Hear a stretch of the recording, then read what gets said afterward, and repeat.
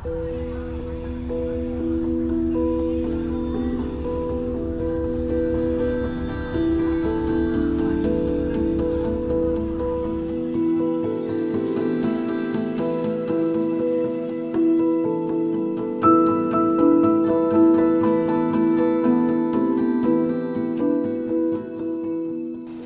master memang mengajarkan kita untuk menjaga orang atau keluarga dan keluarganya tuh dari awal sampai selesai. Kita harapkan kita bantu bisa selesai penyakitnya juga selesai juga, timbul masa-masa baru yang akan membebani keluarga ini. Nanti kata dokter setelah Bapak nanti pulih semuanya, kita coba nanti ke dokter. Iya, satu-satu.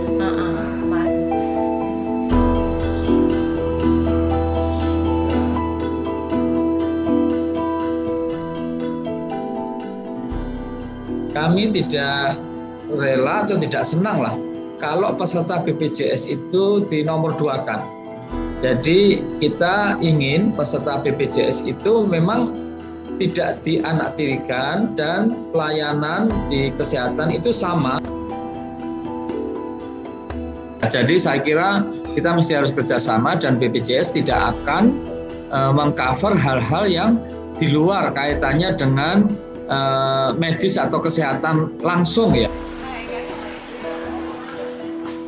Mas tuh selalu ngomong ya, kalau kita bantu satu orang yang sakit,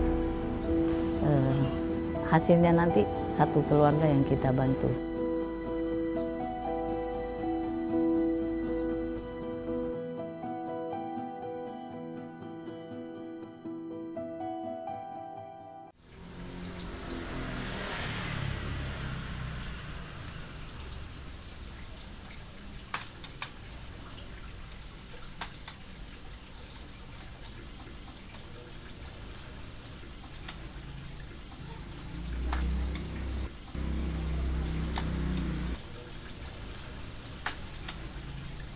Mula-mula itu nggak bisa jongkok gitu, nggak bisa jongkok, terus lama-lama nggak bisa jalan gitu. Kalau dia jalan berapa langkah itu kan sakit gitu kaki ini, kayaknya di pinggul gini lah, sakit gitu aja.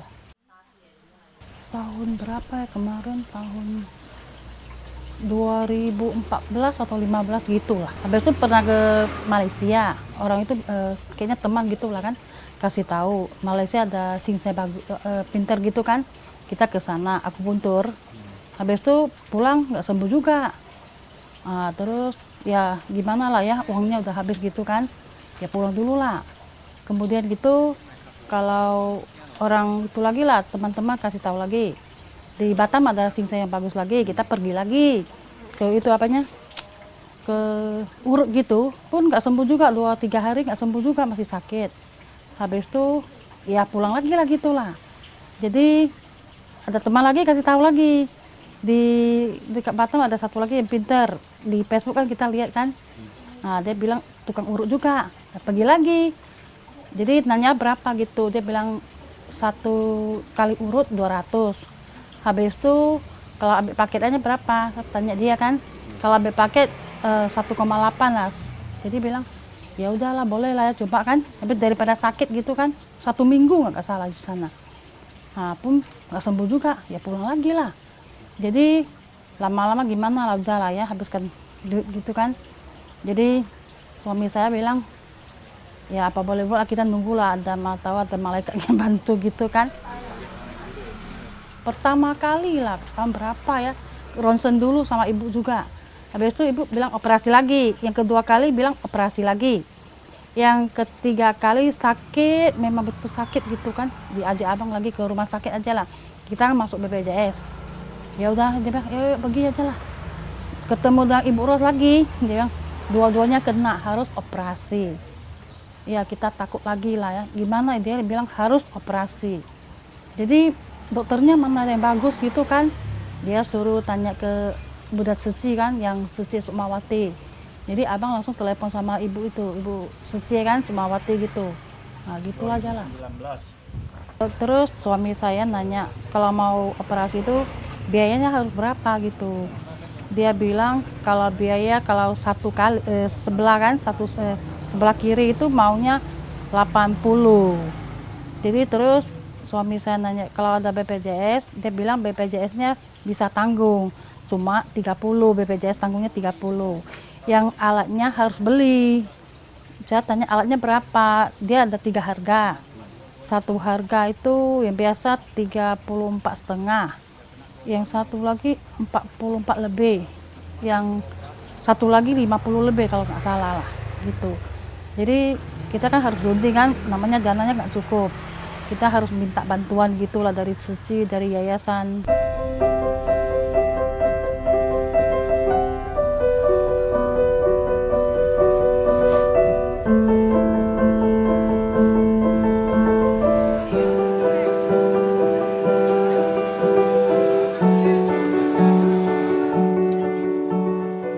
Sebenarnya jalinan jodohnya berawal dari suaminya dulu.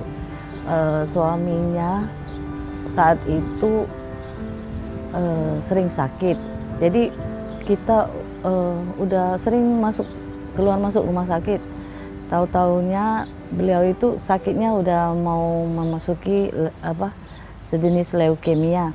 Dari organ tubuhnya memang nggak bisa memproduksi darah, terus harus sering transfusi darah.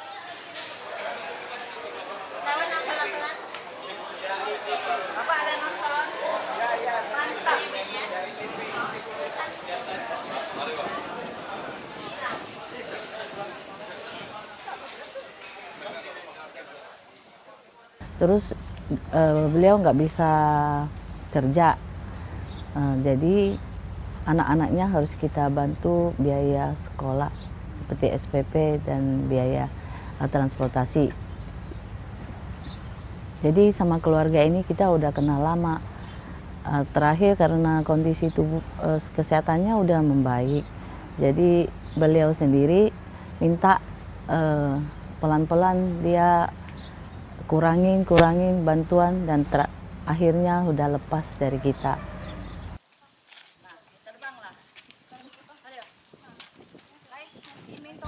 Sakitnya itu sudah lama, menurut kata suaminya sudah 3-4 tahun. Tapi mungkin ya dokter sudah ada bilang mesti operasi. Awalnya cuman nanya-nanya ke saya, terus saya jelaskan kayaknya ini kalau ada ronsennya boleh saya tanya ke dokter. Tapi mereka juga masih sanksi sih, makanya suaminya bawa Sohun nanya-nanya ke pasien kasus kita sebelumnya. Nyatanya oke semua, baru balik lagi ke kita, baru mengajukan permohonan, ya kita survei ke rumah. Prosesnya cukup cepat, karena mungkin ya udah dengar banyak kasus yang udah berhasil, makanya dia memutuskan untuk ke Batam, Dr. Sulu, spesialis bedah ortopedi.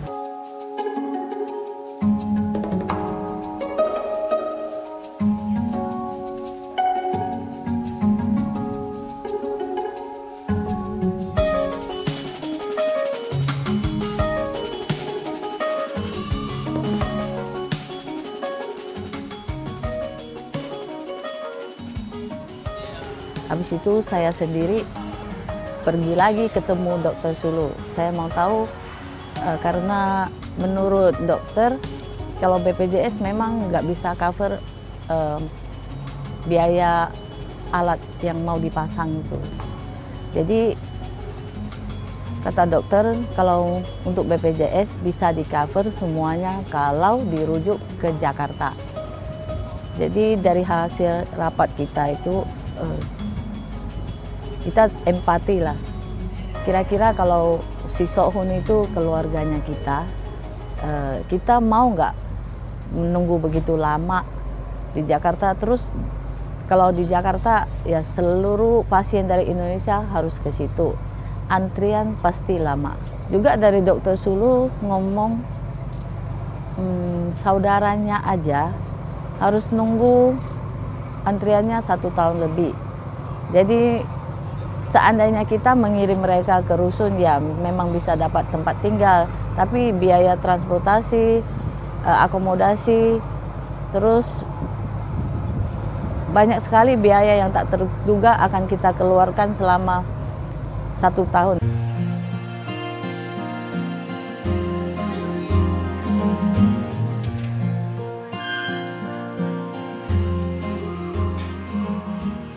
Jadi memang itu satu tantangan yang cukup signifikan untuk bisa memperluas kepesertaan sesuai dengan rencana pembangunan jangka menengah nasional, bahwa tahun 2024 itu bisa mencapai 98% peserta, di mana sekarang posisi kita itu adalah 82%. Nah, oleh karena itu berbagai strategi kita tingkatkan. Yang pertama dengan otomatisasi bagaimana pembayaran, ya, yang memakai berbagai macam inovasi pembayaran baru dengan pola-pola baru yang inovatif, ya, baik semacam GoPay, kemudian ada OVO dan lain sebagainya. Dan tentu kita juga ada satu pendekatan baru, baik dengan pemerintah daerah ataupun pemerintah pusat dan dengan pemangku kepentingan lain. Termasuk tentunya kita kembangkan yang terakhir ini adalah pembiayaan atau yang kita sebut dengan inovasi pendanaan masyarakat. Nah, inovasi pendanaan masyarakat itu kita mengadakan pendekatan baik kepada umat Islam, umat Buddha, umat Katolik, umat Kristen, dan lain sebagainya. Jadi dengan demikian, maka kami juga tidak saja kerjasama dengan para filantropi, tetapi dengan Yayasan Buddha Suci seperti ini merupakan satu hal yang sangat kita harapkan. Karena kita tahu ternyata banyak masyarakat yang sebetulnya dijamin oleh pemerintah melalui apa yang disebut dengan PBI, penerima bantuan iuran, itu sudah 96,8 juta, tetapi di luar itu masih banyak yang, mohon maaf, masih merasa berat atau terlalu berat, baik dari sisi ability to pay, kemampuan untuk membayar, atau kemauan, willingness to pay. Jadi memang kita mengupayakan, dan kebetulan di 34 provinsi ya, itu semua sudah ada, tetapi masing-masing provinsi, apalagi kepulauan tadi, apalagi yang terpencil, itu kendalanya itu memang luar biasa, ya. Karena infrastrukturnya belum memungkinkan. Karena ini semua kan sudah ada peraturan perundangannya. Jadi BPJS itu sebagai institusi yang mengoperasikan, yang menjalankan. Tetapi kebijakan, ya, tadi apakah transport di cover apa tidak, ya, kemudian akomodasi, nah itu memang bukan wewenangnya BPJS, ya, meskipun kami menginginkan itu, tetapi untuk diingat bahwa BPJS di tahun 2019 itu masih mengalami gagal bayar. Nah, yang sekarang sudah mulai longgar, mulai bagus, meskipun masih defisit, tetapi secara arus kas, ya, kita ada semacam surplus, yaitu sekitar 18,7 triliun, tetapi secara aset neto, ya, itu masih defisit sekitar 6,3 triliun. Jadi itu hanya mengcover penyakitnya tadi. Jadi kalau kemudian harus menambah transport, kemudian yang mendampingi, kemudian akomodasi dan lain-lain, tentu nanti masyarakat yang lain tidak bisa memanfaatkan, ya, yang dana yang memang terbatas ini.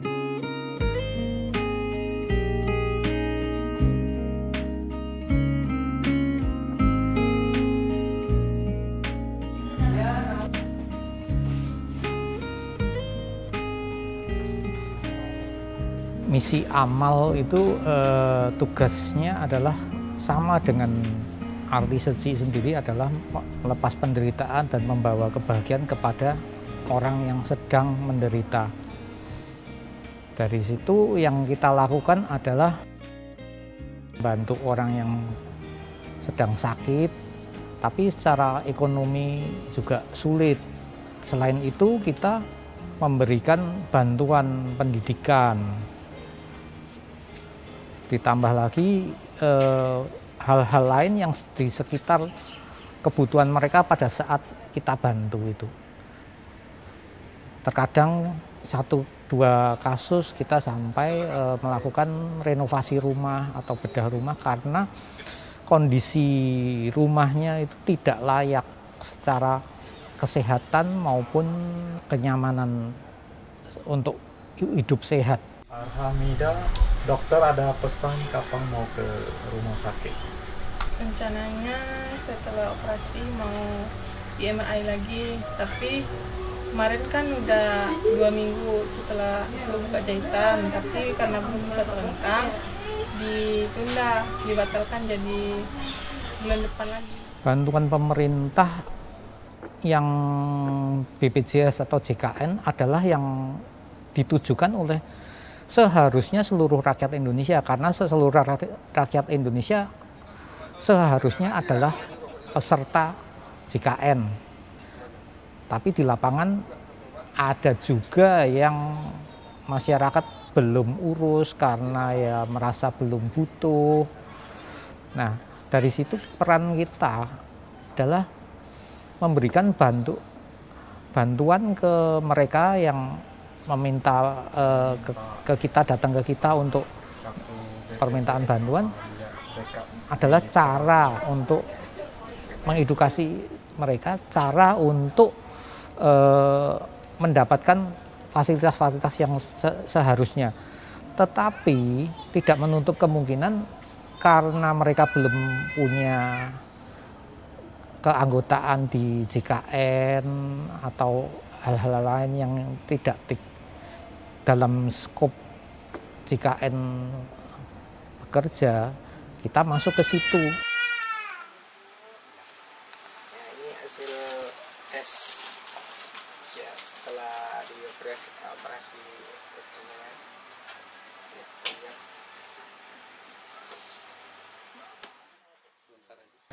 Di sisi lain ada juga karena kondisi ekonomi yang susah sekali, mereka pergi ke fasilitas kesehatan yang agak jauh dari rumahnya, mereka pun tidak sanggup. Maka kita berikan bantuan biaya transport. Ada juga anggaplah kepala keluarga yang sakit atau pada saat pasien ini bukan kepala keluarga tetapi anggota keluarga, tapi membuat kepala keluarga tidak bisa bekerja, terpaksa harus mendampingi, dan penghasilannya tidak ada karena banyak juga di antara mereka adalah pekerja informal. Nah, SECI bisa bantu juga karena untuk biaya hidup dari mereka. Jadi selama pengobatan keluarga ini tetap terjaga kesejahteraannya.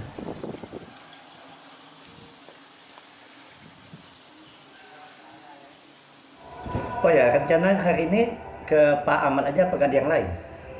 Pak Ahmad aja. Pak Ahmad deh. aja. Soalnya udah lama. Udah berapa lama kita nggak ke sana ya?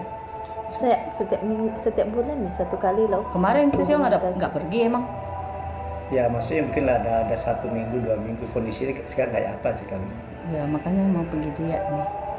Banyak sekali ya peluangnya ini Mas Sony ya, mulai dari contohnya ya. Untuk tadi yang transportasi, kemudian akomodasi yang memang tidak dijamin oleh BPJS. Nah, tetapi tidak berhenti di situ, bahwa ke depan kami juga memikirkan tentang cost sharing ya. Jadi hal-hal yang sifatnya memang bisa menimbulkan fraud, nah itu mungkin ke depan ada cost sharing ya. Cost sharing itu kadang-kadang kan meskipun kami batasi, tapi masyarakat boleh juga masih tetap kesulitan ya. Nah, untuk itu bisa kemudian lembaga sosial atau keagamaan atau non keagamaan bisa kemudian membantu.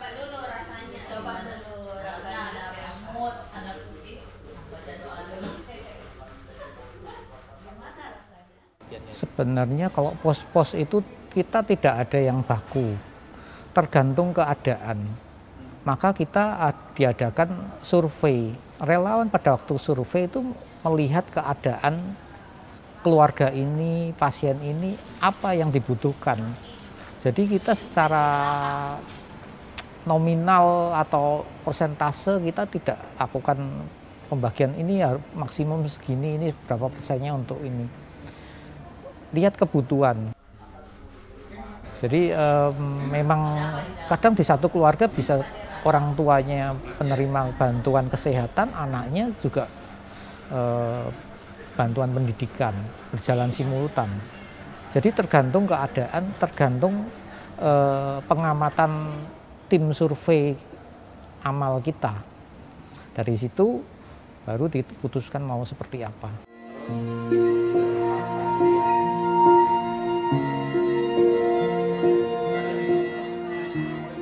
Jadi yang tadi mengenai katakanlah kepala keluarganya sakit, lalu ekonominya terpengaruh, ekonomi keluarga, lalu bagaimana pemulihan ekonomi itu bukan ranah dari BPJS dan tidak akan masuk ke sana. Sehingga seperti Yayasan Buddha Suci tadi itu bisa tetap bergerak di sana. Itu kita bicara di kesehatan aja juga tidak semua ya yang bisa masuk ya, meskipun sudah sangat luas sebetulnya ya, tetapi beberapa hal tentu masih memerlukan peran dari Yayasan Buddha Suci dan juga lembaga-lembaga sosial dan keagamaan yang lain.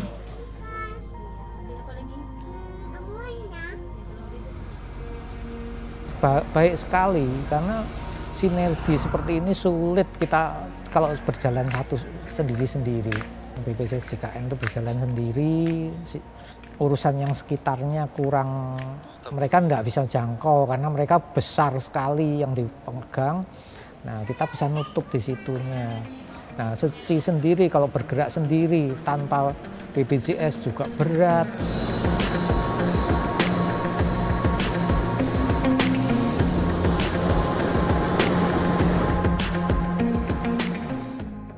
Untuk wilayah-wilayah yang jauh dari kesehatan, tadi sudah kami sampaikan, memang BPJS tidak bisa sendiri karena itu menyangkut pembangunan infrastruktur.